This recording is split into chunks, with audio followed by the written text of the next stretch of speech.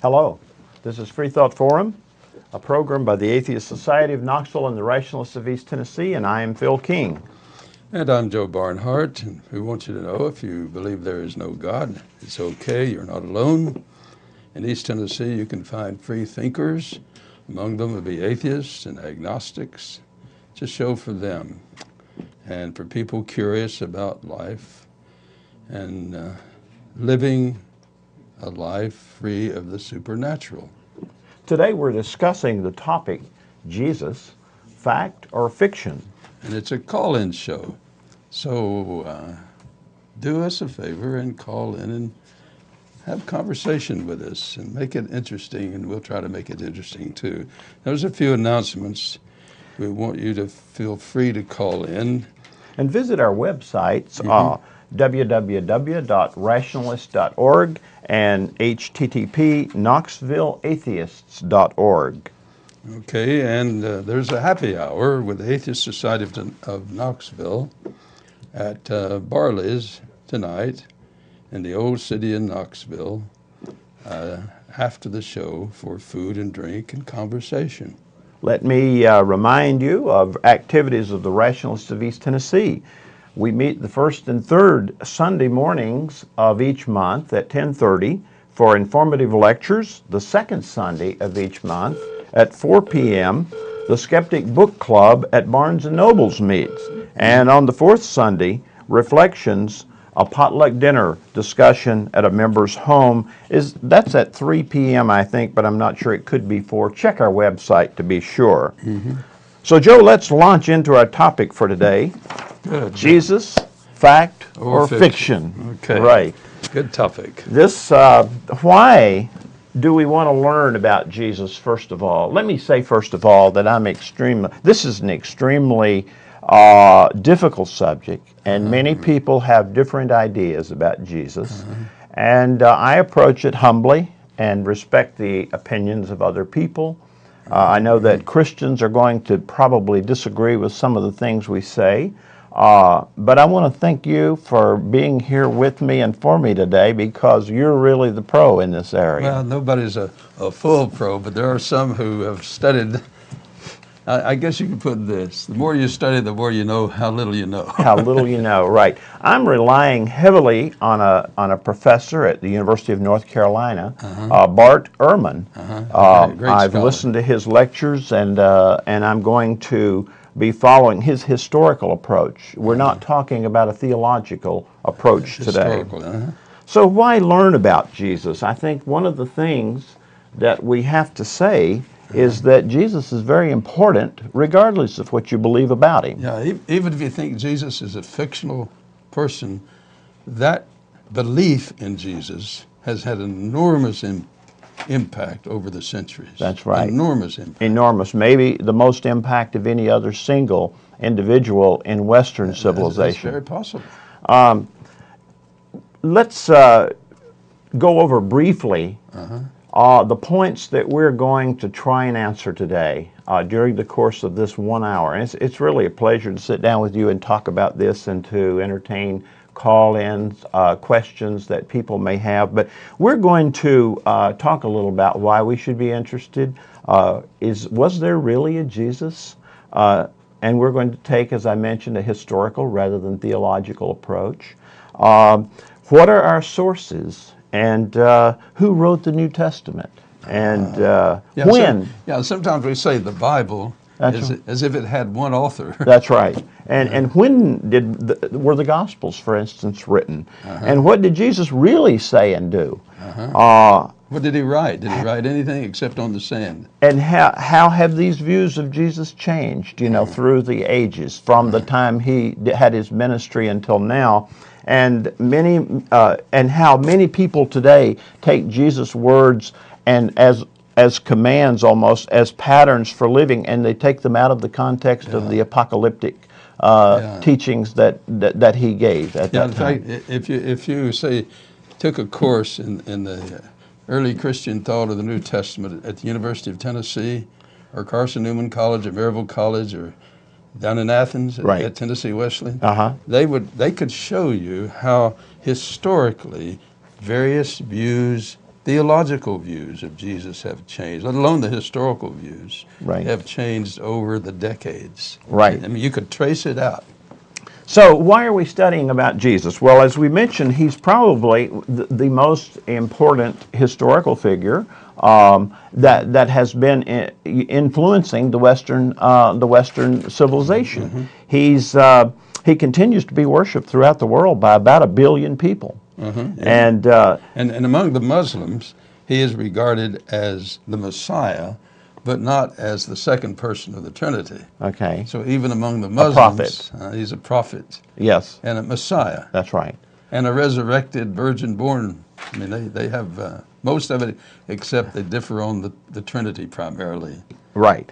He's not well known. He was not well known in his time. Differences in opinion do vary greatly with lay people and scholars. Scholars who study this as their life work have different views about Jesus. So I don't purport to be able to settle this once and for all in this 1 hour. People think he has been a magician, a feminist, a cynic philosopher, a Jewish rabbi, gay. You can find books defending these positions. People tend to put Jesus into the light of their agenda today, and they have done that for 2,000 years, and that's what makes it hard for historians to really pin down what did Jesus really do and say. Yeah, not what we would like to have been said. That's right. But what did he... You know, there's a book called Did the Greeks Really Believe in Their Gods? And it'd be hard for people who come from any tradition to say, now, what did Abraham really think? Take away all the myths. Right. You know, that's not easy. That's right. It takes a lot of good historians getting together to try to piece this together. You have to talk about what constitutes a good source. And how did those sources come about, and what sources do we have? And then once you have sources, then you can try to apply criteria to answering what did Jesus likely, not for certain. I don't know if we can certainly say what Jesus said. I don't know if any good scholars can say, we absolutely know. No, but maybe what probably did he say, or what probably did he do. Let's talk about our sources just a little bit. First of all, the Gospels. There are 4 Gospels, which are not the earliest to talk about Jesus, but they are. They're some of our earliest sources, though. Now, Paul's documents, epistles, were a little bit earlier, but the Gospels tend to be the earliest things we have that talk about him. And then there are a couple of dozen other Gospels that didn't get in the canon. The Gospel of Thomas, for example. Thomas, and the Gospel of Peter. The Gospel of Peter, it's my understanding that that's the only Gospel that has an account of Jesus' resurrection. Yeah, the details of it. The details, and there's something like a 40-foot talking cross in that account. Yeah, the Old Testament can have a talking donkey and a talking serpent, but a talking cross, that stretches. That's right. But the Gospel of Peter was one of those that was not included in the canon. But it was accepted among some Christians at some the time. Christians, that's right. Different Christians believe different things. That's a good point. You know, Christianity never was a one thing, one group. Right. I mean, even in the 2nd chapter of Galatians, you find Paul taking Peter or Cephas to task. I mean, really. Why was he doing that? Do you remember the particular? Yeah, because he was teaching only the Jews or something? Yeah, well, see, Cephas wanted to say that to become a Gentile believer, you coming into the faith, right, you have to then go by the Hebrew laws and the ceremonial laws, including circumcision. Right. Now, can you imagine getting a Gentile male saying, you got to be circumcised? That's not very likely. And Paul had, I mean, if he was going to market this religion, that's not going to work. Right, right. So there are other non-Christian sources. What non-Christian sources do we have that might shed some light on Well, there's Jesus? Tacitus. Okay. And then you have, of course, Josephus, but then all of them come later and might have gotten this from the Gospels anyhow. So they are not primary sources. So it's hard to see evidence for what Jesus really said and did, other than what we might glean from those 4 Gospels that are in the canon. Yeah. And those others, what they say is not very much. Now, these Gospels create challenges, as we mentioned, because people keep changing what was said by Jesus, or what they thought he said, or how it applied to their lives as the decades rolled by. And even in the Gospel of Mark, you have the shorter ending, which you would find in most New Testaments now. Okay. That's the first Gospel, right? Well, Mark. yeah, Mark. It was the earliest, written somewhere around 69, 70, somewhere around there maybe. But there's a longer version of Mark. Now, it purports to be divine revelation too, presumably. Okay. And yet they're not the same. Okay. So which is the real gospel? Which was added? Now, in some versions, they just put the longer one down in a footnote in smaller print. Let's mention a couple of things that Robert Ingersoll said about Jesus. See what he thought. You know, this is Robert Ingersoll month, and in paying tribute to Mr. Ingersoll, who lived in the 1800s and lectured and was very popular, and people went to hear him talk for 2 or 3 hours on end, and paid good money. Yeah. And so he was the most popular speaker in the country at that time. Yeah. Well, he said a few things about Jesus. He didn't think that highly of Jesus, and he probably had his reasons. He says, let's see. Jesus said, resist not evil. If smitten on one cheek, turn the other. Now, Mr. Ingersoll, is there any philosophy, any wisdom in this? Jesus takes from goodness, from virtue, from the truth, the right of self-defense. Vice becomes the master of the world, and the good become the victims of the infamous. No man has the right to protect himself or his property, his wife, his children. Government becomes impossible, and the world is at the mercy of criminals. Is there any absurdity beyond this? Let me try this, see what you think. Okay. Let's suppose you're living in a Roman government where you're being dominated and you have no power. Okay? Then maybe the way to get along is turn the other cheek, if you don't have any way to get along. I see. Okay. Now notice, though, that's only in that historical circumstance.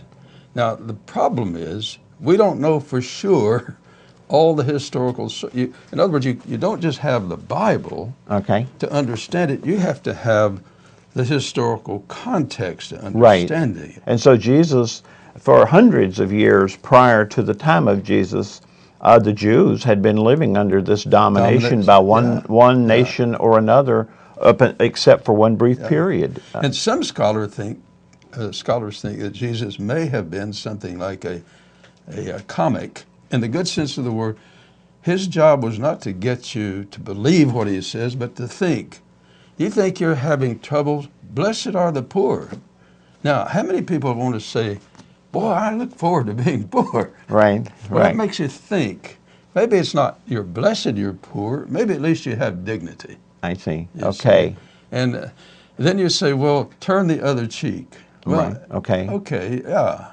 So he scared some people in the Roman authorities by what he was saying, didn't he? Yeah. In some cases. Yeah. If you're commanded to carry their clothing 1 mile, take it 2. Maybe on the way you can make a friend of an enemy. Right. Okay. That's what he meant, I think, by love your enemy. I don't think he was saying if he's a historical Jesus at all on that. Right. Go ahead. So let's look at what it means to take a historical perspective toward this whole thing. Yeah.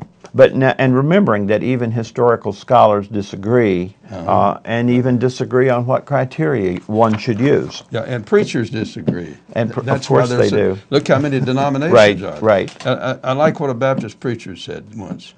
Where you have 3 Baptist preachers together, there you have 20 opinions. And well, that's true of I both think that sides. could apply to any denomination, I think. So, was there really a Jesus? Well, from what I've read, it seems that there probably was a Jesus who walked around on the earth and had disciples following him. In fact, there were several Jesuses. Yeah, it's just a word. Yeshua, means Joshua. Right. Okay. So there are several. So the key issue is not really so much was there a Jesus, but whether or not what people believe about him today is justified in the context of where he was living. But you can narrow it down to just one of these. Oh, so we're saying there were other similar teachers. Yeah, and they probably had some sayings that were useful. Right. And they attracted disciples. Well, this is a big subject. So look, where do we start? I'm going to start by saying, let's start by saying that the earliest writings may be, the Gospels, and Mark was the very earliest of those. But let's start by summarizing the life of a remarkable man who lived nearly 2,000 years ago. Before he was born, his mother knew that he would not be normal. He wouldn't be a normal child. An angelic visitor told her that her son would be divine.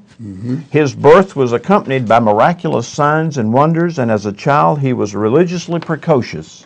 As an adult, he left home to engage in an itinerant preaching ministry, teaching his good news that people should live for what is spiritual and not the material things of the world. Now this was Jesus. Oh, go ahead. I'm just describing a great teacher. Go. He gathered disciples and did miracles to confirm them in their faith. He raised the ire of many of those in power and who had him brought up on charges before the Roman officials. Even after he left the world, though, his followers claimed that he'd ascended into heaven. Now do that again. And that they had seen him alive afterwards. They wrote books about his life, and some of these writings still survive today, and I doubt that many of our viewers have ever read them, and I doubt that they really know the man that I've been describing is Apollonius of Tyana. So we may have only one Jesus in our modern culture who went around doing miracles and was crucified and killed and ascended to heaven. But there were many. There were several back during the day of Jesus. Yeah. In fact, and just not long before Paul, you had 800 pious Jews crucified. 800? 800, right there in the area. And why were they usually crucified? What were they doing? Well, and these were not Sadducees. These were Pharisees. Okay. And that's the party or the school in which the Apostle Paul studied. The Pharisees. Yeah. Now, the New Testament part, later some of the Gospels badmouth the Pharisees. Okay. But they were the moderate party of the Jews of that time, trying to develop the Hebrew tradition in connection with the Greek environment. Okay. And the ruler of the time and his gang crucified 800 of them 800. alive. Yeah, that had to make an enormous impression on the Jews of that time, and including the Apostle Paul. Very oppressive, very oppressive government. And in 4th Maccabees, which was written about the time of the Apostle Paul, the writer says that the martyrs counted as a ransom for the sins of the people. Okay. So that idea that some people crucified and killed would count as a ransom was already in the air. Let's talk a little bit about about how this New Testament came into being, the Gospels. The Gospel, yeah. We're going to go into the timeline of it a little bit. But these stories were being told for decades before anybody put pen to paper, right? Right. So these were word of mouth, and a lot of these early Christians were not Jews, but they were these pagans who had been converted to Christianity. So they had this background in all kinds of gods. Exactly. And people who were half person and half God. And unlike the Jews, they believed that these people were walking around amongst them. Yeah, even the Jews had the notion in Genesis of the sons of God looking upon the daughters of men and having intercourse with them, and out of that came giants. Okay. I mean, so it was in both cultures in a way, you're saying, Jewish and also pagan. Yeah, I'm thinking when the Genesis was written, not when it's supposed to be Okay. about. Okay. It already was coming in contact with the Greek world, with all Okay. their gods and sons of gods. Right. And I mean, there was a pyramid of gods. I mean, it's like they had the Zeus maybe on top, and then they had sub-gods, and then family gods, and gods for clans, and they had gods who were half human and half and who could do miracles. And they could come down and pretend to be human. And the sacrificing was a big thing to them. Big deal. Big deal. Yeah. So this started coming into these oral traditions about Jesus too, that were being said by Christians, early Christians. Early Christians, yes, very early. And so one of the jobs of a historian is try to determine what kind of beliefs Jesus had compared to all these other Jews and all these other Christians after him.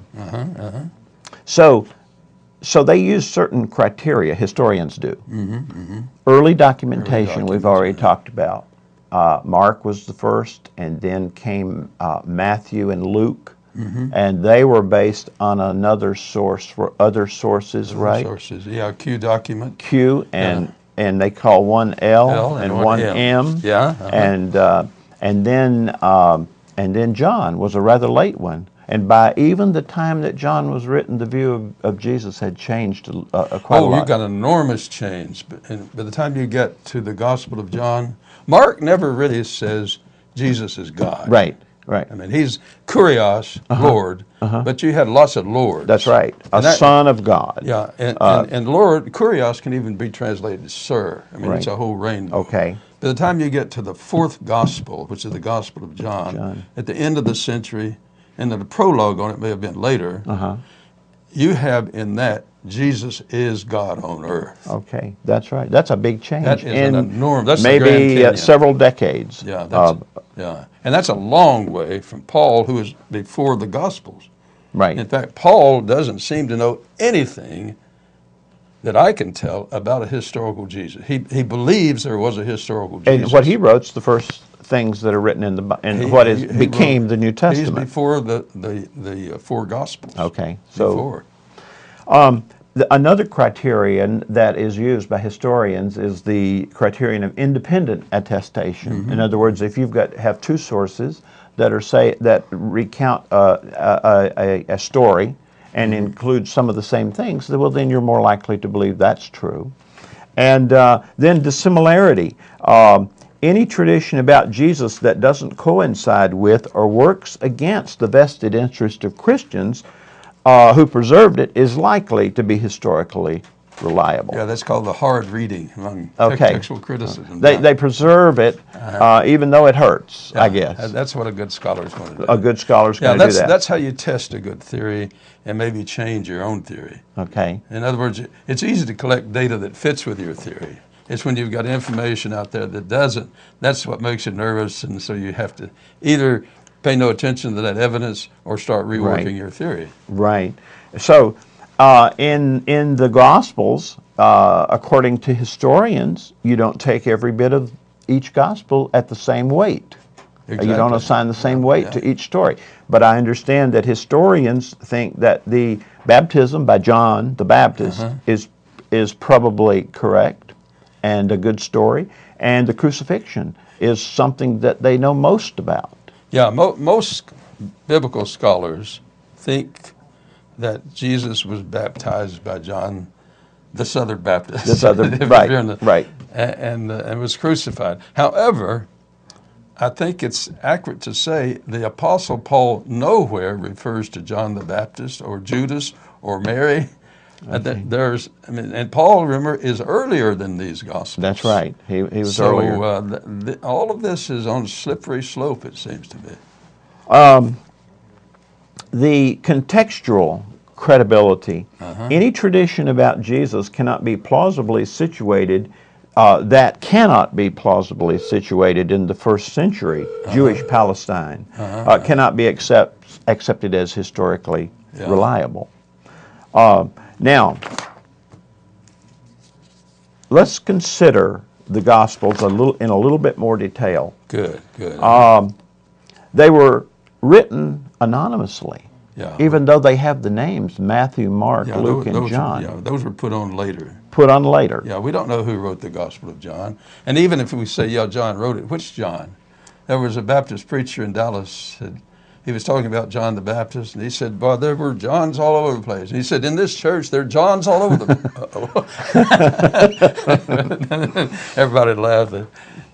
But it got the point across. Well, the Gospels were not written by eyewitnesses either, were they? No, we don't have any evidence at all. And they certainly don't claim to be. Mm-hmm.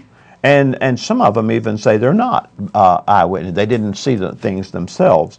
And they seem to have been written by highly educated Greek-speaking Christians, not the lower-class Aramaic-speaking disciples of Christ. Well, literacy was not that high in that part of the country.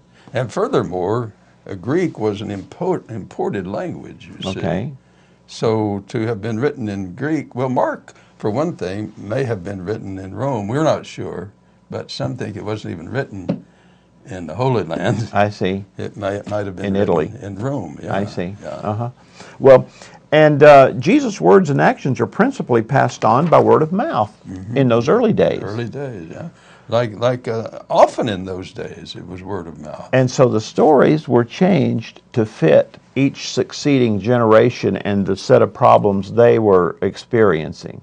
So this is what gives historians fits, because these documents were changed. And so you have it's a little bit like evolution, right? These stories evolved.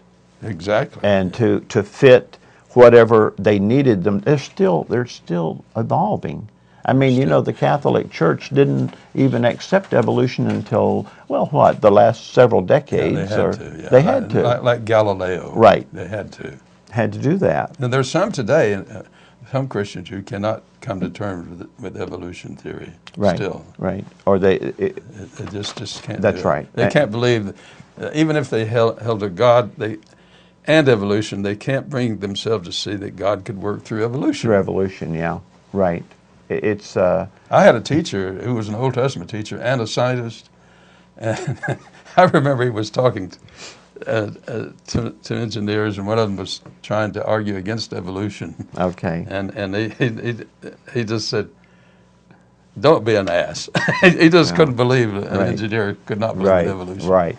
Well, so Go. there were numerous other Gospels from outside the New Testament that allegedly report Jesus' words. These are called the apocryphal, are they not? Yeah. And they were not included in this original canon. Yeah, the reason is, see, all these literatures developed at different parts of the Mediterranean world, and so you had a lot of politics involved on whose gospel and whose reports and whose versions are going to be accepted. And that's basically what some of these councils were about, is they would meet together to decide how they were going to argue this through and what they would throw out and what they would incorporate. And it was partly a political solution. And you know, Joe, I always thought that Nicene Council about 395 set the canon, but that's not quite right, 350. is it? No, it's not. In fact, by the time you get to Martin Luther, he still thought the epistle to James was a right strawy epistle.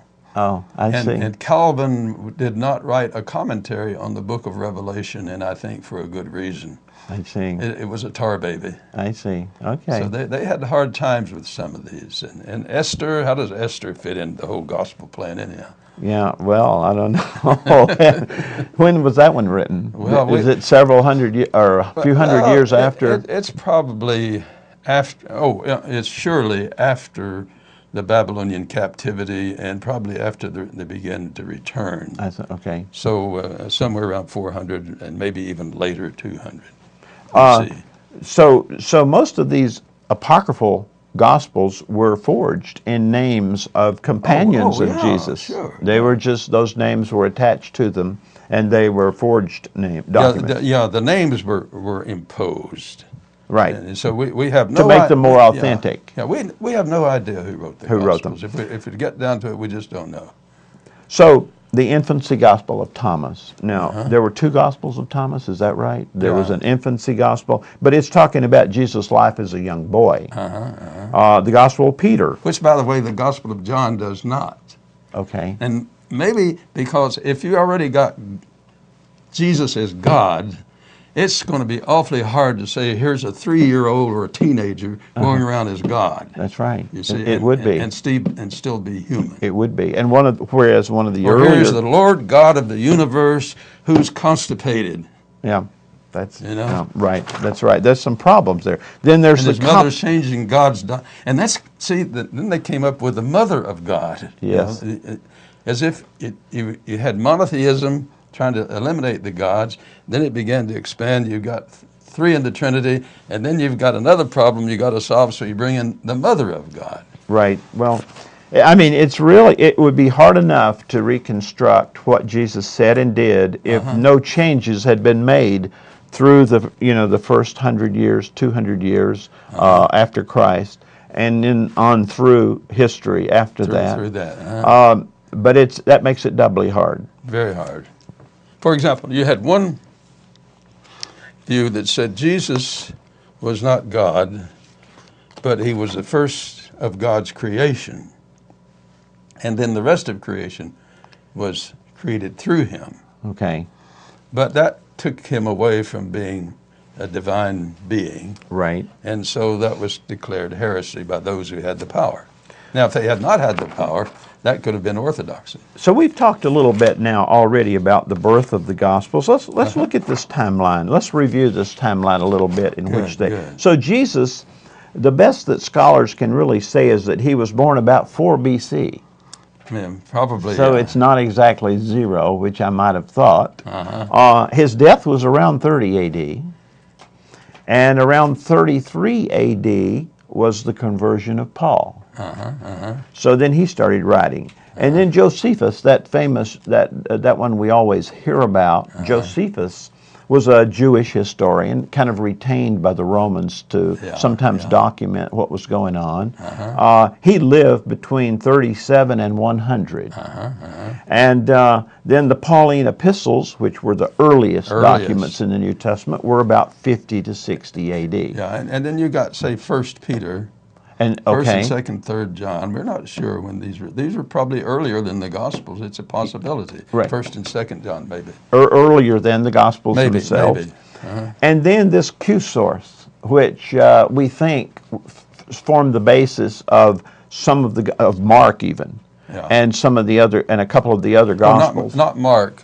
It'd be the basis of Luke. And Matthew. Matthew, okay. Yeah. Well, that came about 50 to 60 A.D. See, you're talking about things that were happening, say, 30 years after Jesus died, that were written down, the very earliest things. Yeah. And so that'd be like us maybe trying to write about the World's Fair in Knoxville that happened in 1980, and trying to right around now, and trying to recount. And it might seem easy, but keep in mind, even if you think we had the Q source, let's say there is the Q, that doesn't tell us whether it was a real written document or was an oral Just an oral tradition. Also, even an oral tradition, my brother and I had recalled once an event from my Aunt Louise, who was a good fundamentalist Christian and a dear human being, came to one of our birthday parties, and we had all the nice memories except one crucial memory, and Jack and I differed strongly on that major memory. Now here are two rational, truth-telling individuals, and in our lifetime, different stories. We had a different version of this same event, and it's just you remember different things, and you select that happened surrounding an event. It's not because you're dishonest; it's because something isn't more important to you than it is to your brother. And the mind plays tricks on you. Let's take a short mid-program break here and do a little commercial. Okay.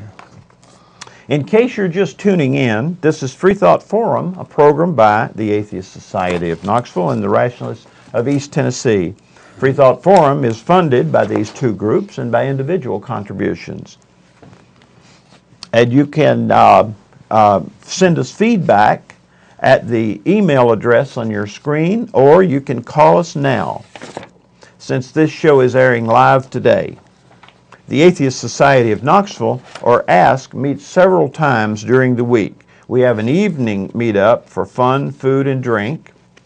We're atheists, agnostics, freethinkers, humanists who are reaching out with social support to other like-minded people in the East Tennessee area. The ASK mission statement is to supply a venue for community, camaraderie, and outreach to the rationalist and atheist in the Knoxville area. Remember, you're not alone. Visit the ASK website on the screen to enjoy and find times and locations of the various events. And then the Rationalists of East Tennessee have Sunday activities involving lively presentations and discussions of topical interest and of current events. We've studied things like the evolution of the history of flowers, thinking rationally about climate change. There's a lot of rational thinking that goes on there, and some irrational. A humanist guide to being happy. You know, humanists can be happy even if they don't have entertained the hope of everlasting life. And then we've talked about John Rawls and constitutional history. I remember. So once a month we get together to discuss a good book, and we've The God Delusion. The God Delusion. The American Age of Unreason. Right. It's the virtue of selfishness. Whether socialism, we talk about different economic systems. Your inner fish. I don't remember what that one was about. I don't remember that one either. Okay, and the Rationalists of East Tennessee support Camp Quest, and I'm really strong about that. I know you are. Yeah, Your granddaughter attends this. Yeah, right. That was a great thing for her. She's now 9, but she's been going several years, right? Yeah, it's been. She likes it. She loves it.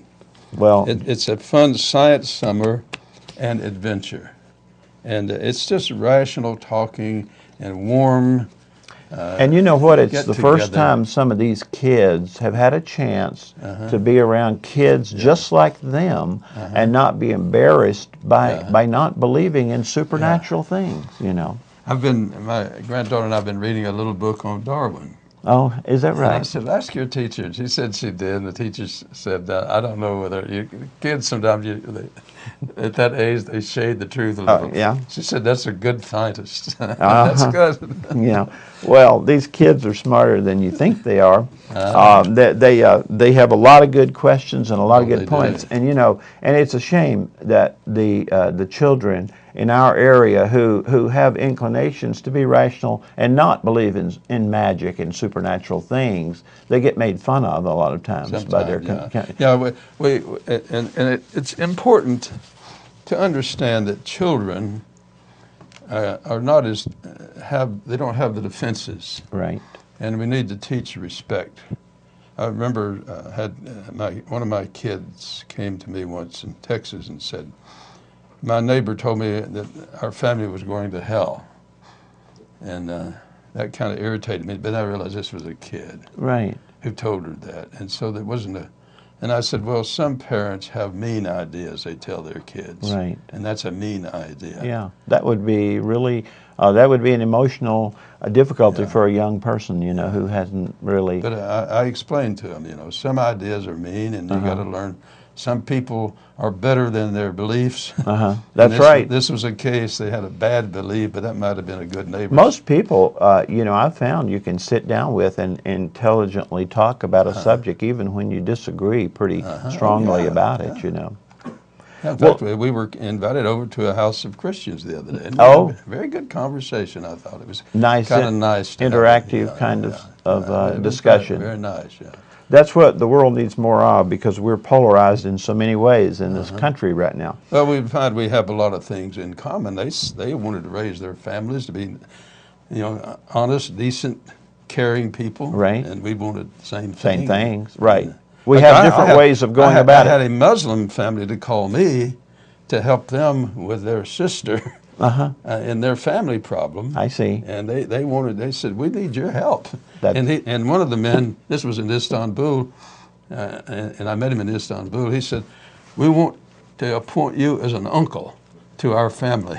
I bet that was gratifying. It was to both of us. I'm sure it was. Well, both the Atheist Society of Knoxville and the Rationalists of East Tennessee help provide a social outlet where if you don't believe in God, you're not alone. Yeah. And that's important to people. Yeah, people have freedom to have their beliefs. So let's go back now to our subject of the day, and remember to call us in. Call in at the number on your screen if you have a question or a comment. So, what did Jesus really do, and what did he really say? That's the key question. We have a slide on. We can show you a slide of Jesus as a boy teaching the Jewish leaders. Sources are Matthew and Luke, with scattered references elsewhere. But Luke, it says he increased in wisdom. Right. But you know, when we apply these rigorous criteria, we cannot really know if some of the favorite traditions have grounding or not that are in the gospel. Yeah. We can know, however, that the other important information in the Gospels is neither Mark nor John provides a birth or infancy narrative.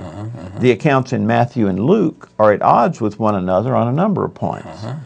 Some of the information in Matthew and Luke can be corroborated by non-gospel accounts that are independent of them. We have a caller. Hello, caller. Would you please identify yourself with a name or nickname? Well, I'll give you my name. It's Larry Rhodes. Hello, Larry. Yeah, one of the co-hosts there. Saw you and heard you talking about the meeting we had with that group of Christians this weekend that invited us over to find out about atheism. Yes, I'd like to hear more about that. Yeah, I thought we might either invite them to call in too if any of those are watching the show today. I'd be more than happy to answer any of the questions. And also, we might use the venue of the program to invite other Christian groups that would like to find out more about atheism to call into the show. Maybe give us an invite to their group. As a matter of fact, that's a good idea, yeah. I was once invited by the Church of Christ in Texas to debate one of their theologians at the university auditorium. And I met some very interesting Church of Christ people. Yes. And it was a mass audience. Yeah. But it proved to be quite fruitful. Larry, would you describe what was the purpose of the group that wanted to know more about people like us? Well, this particular group had been interested in finding or studying comparative religions just to get the mindset of the other religions involved in the world today. And the leader of the group thought it might be a good idea to invite a non-religious group as well, a secular group. And I thought it was very interesting. I'd like to ask Joe what he thought might have been one of the best questions that they asked us. Maybe you could discuss that a little bit. I know you don't have much time for this topic, but you might hit that lightly. And I'll take the answer off the phone. Well, it's a question that's often asked by people who don't believe in a life after death. Right. Doesn't that make you sad? And let's try to deal with this honestly. When I lose people who are really dear to me, it is saddening. Right. There is no question about it. And but the world sometimes isn't made just to make me happy. I've had to learn that the hard way. That's true. And so those of us who are naturalists rather than supernaturalists, we have a doctrine of grace too, in the sense that there's a lot of grace and goodness around that we can enjoy.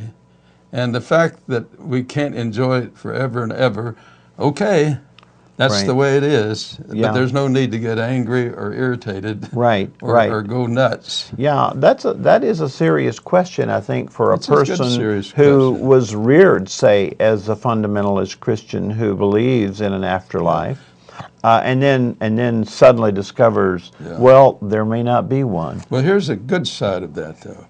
If you're a fundamentalist or an evangelical, and some Catholics, it is a horrible view in the next life. Now think about this. I remember as a kid thinking, my dad was not a Christian and I was, and I had to think, I took this seriously. Right. My dad, if he dies, goes to be suffering torment forever and ever. Not only my dad, some of my neighbors, some of his friends.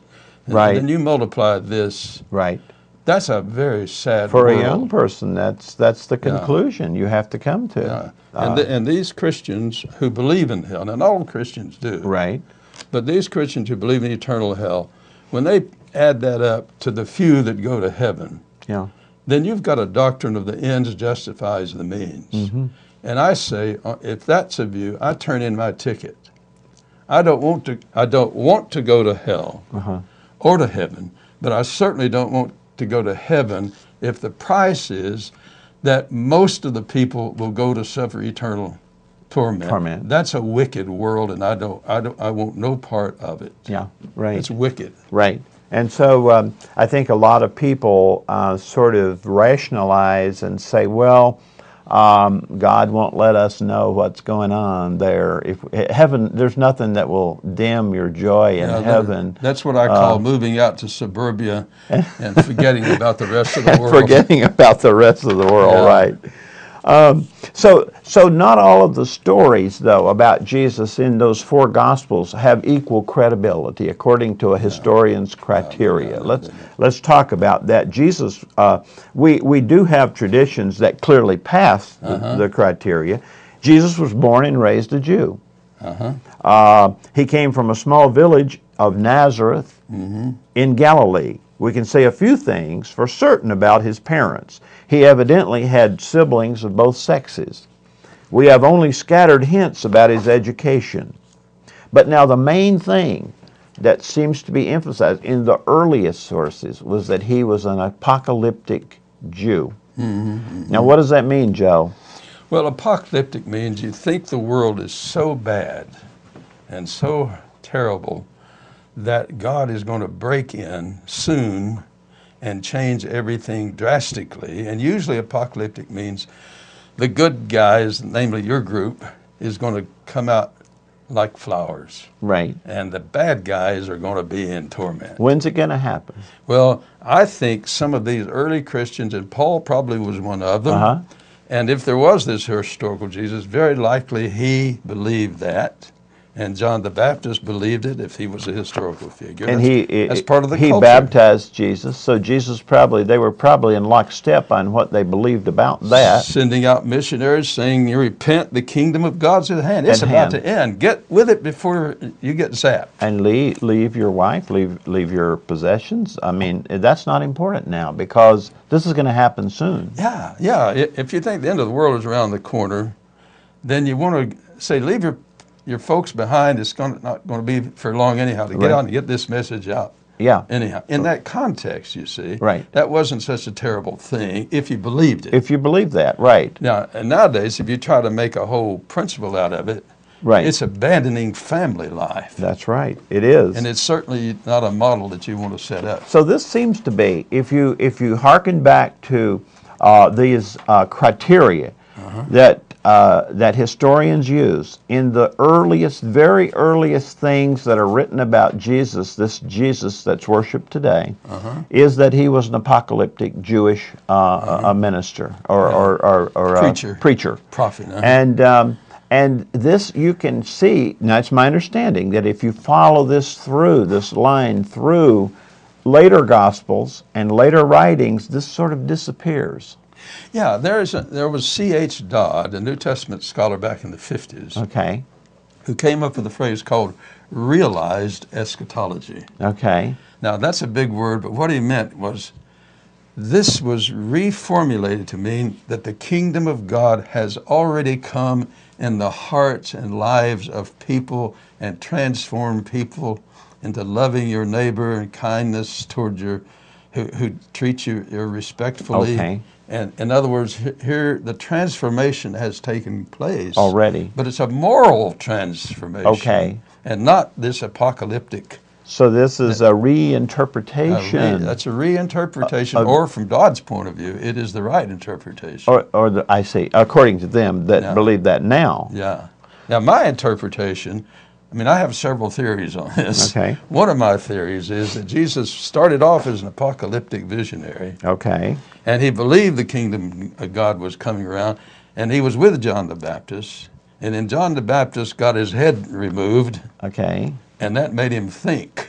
That made Jesus change his mind? And then Jesus maybe changed his mind and changed his message. So you're saying that Jesus may have changed his message, not just the church followers who are coming after him. In other words, and then what was incorporated in the New Testament was everything Jesus said before and after his changed mind, and they just put it all together and didn't work it out in a nice theory, just incorporated it all together. Yeah, a hodgepodge. And didn't really account for the fact that he had changed his mind. Now that's another theory. You could write a book, right?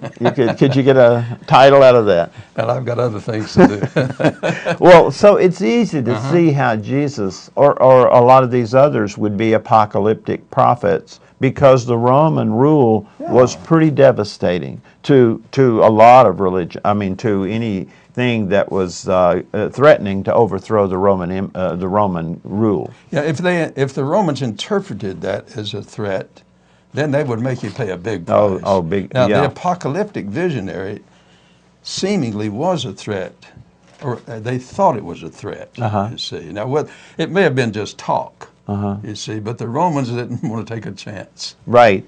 So they responded to this Roman rule in a number of ways. Silent protest, I understand, was one way they protested. Not so veiled expression of hope that God would intervene once again on behalf of his people and overthrow this government, you know. So throughout this period that Jesus lived, when Jesus lived, there were numerous prophets who arose to speak out against Rome as God's enemies, and so they were in real danger once they crossed that line. Now, when you get to Paul in I believe it's the 13th chapter of Romans, he is seemingly modifying his position. Now, some think later writers put that into the book of Romans. See, one of the big problems, Phil, is we don't have the original documents. Right. See, I mean, the evangelicals talk about the infallibility of the original autographs, right, of which we have none. Right. That nobody has ever seen all the original documents of the Bible together at once. Nobody. Okay, that's interesting. Yeah. Not even the Roman Catholic Church. Do they not have? The Roman Catholics came along so late in the game that nobody. Well, see, you got the Hebrew Bible. Nobody has seen all the original documents of the Hebrew Bible at once, as far as I know. Okay. And of the New Testament either. So these documents that we have, then, we don't know how and when they have been changed. I understand that even writings of people like Josephus, things were added in there later by scribes. Well, scribes, see, you didn't have the printing press. Yeah. And you had copyists. Well, you have a technical term called homooutelioton. Now, what that means, a manuscript scholar, here's a scribe copying, okay, and he runs out of ink. So he has to take his eye off the page, and he goes back over here to see where he is and where he is, and he sees the word where he's left off. He finds that word over here, and he starts copying after that. The problem is that same word was not only here, but up here, and he skipped this whole part. I see. But sometimes it was not so much an accident, I think. Well, sometimes a scribe would add stuff in, thinking maybe the scribe had made a homooutelioton, and he'll add in what he thinks was there originally, but he may have been mistaken. And is it not thought that in the case of Josephus, that where he refers to Christ, that maybe that was added 200 or 300 years after Josephus wrote down something? Yeah, there are many good scholars who think that Josephus' passage has been doctored at least twice, because it's a Jew writing as if he were a Christian. I see. And that makes it suspect. Yeah, because he doesn't. Right. He never claimed before that to be a Christian. Right. So let's talk a little bit about this final trial of Jesus. Now, this is one of the things I understand historians say is more likely to be, the facts of this are more likely to be a true account than some of the other things in the Gospels. Not the trial. The fact of the crucifixion. The fact of the crucifixion. Yeah, now Paul does not give you the Pilate story, does not give you in the garden. Okay. I mean, all of that's not in the earliest documents. In the earliest documents, the right. epistles. But what about in the earliest Gospels? That's some of that is that's there, right? there, but see, they come late compared to Paul Yeah. Okay. and the early epistles. Right. So whether you want to call it, the best you could say is that that someone named Jesus, whom some call Christ, was executed. Right. That you can say. And why? Why was he executed? Well, for one thing, if you're going to be called Messiah, the anointed one, that's the word used, by the way, for King David. Right. And if the Roman government thought this has pretensions to being a Jewish uprising, now, they could have been wrong in interpreting it, you see. But if they misinterpreted but believed their misinterpretation, then they're going to pay very close attention to this guy and maybe, if necessary, arrest him and execute him. So it's my understanding that the Romans are not the ones who arrested him, right? Well, you've got the various versions. By the time you get to the Gospel of John, for example, which is very anti-Jewish, then you've got, and Matthew too, you've got the Jews being responsible for the arrest. Now, to put this in perspective, not the Pharisees, but the Sadducees among the Jews, which are greatly different from the Pharisees. The Sadducees were in the hip pocket of the Roman government. Okay. Because they were in charge of the priesthood and the sacrifices. So they had to keep that temple going. They had to make deals with the Roman government. Okay. You see. Now, the Pharisees were not in that kind of political mix-up. Right.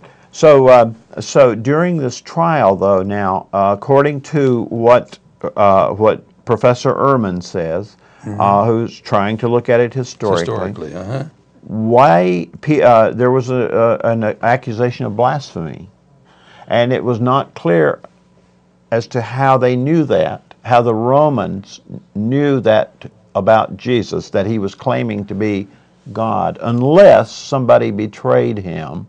And that may be what Peter or Judas did, not just merely point out his whereabouts, but told something, insider news about Jesus. Here's a good example of a good scholar like Bart Ehrman, who takes the Judas story seriously. I don't see any reason to take this seriously at all. Okay. And Paul has no reference in the early gospel writers. Okay. In fact, it was... So here we have a case of one scholar here disagreeing with another scholar. And Bart Ehrman is a good scholar. In fact, one of his former students is a good scholar at the University of Tennessee. 2 good scholars. So what I'm saying is people who study this all their lives, their adult lives, can honestly disagree on it.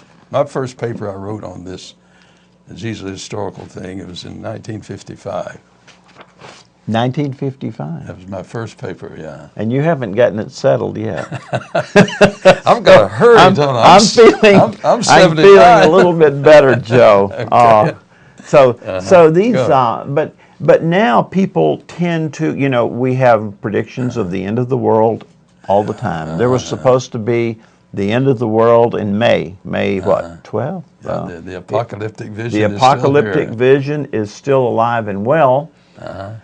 But I think that we've just about run out of time, and I see by the clock on the wall that we need to start drawing things to a close. Yeah, you can get this station on DVD and look up Freethought Forum programs. Right, that's right. And this has been Freethought Forum with Phil King and Joe Barnhart. Our thanks to Sam and our call recipients out in the lobby, Jonas and Larry and Lee. We thank you all. And we leave you with this. It's a celebrated statement by Robert Ingersoll. Happiness, the only good.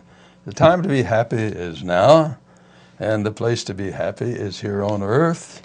And the way to be happy is to help others be happy. Help others be happy. So we hope you've enjoyed this brief discussion of the history of Jesus. Yeah,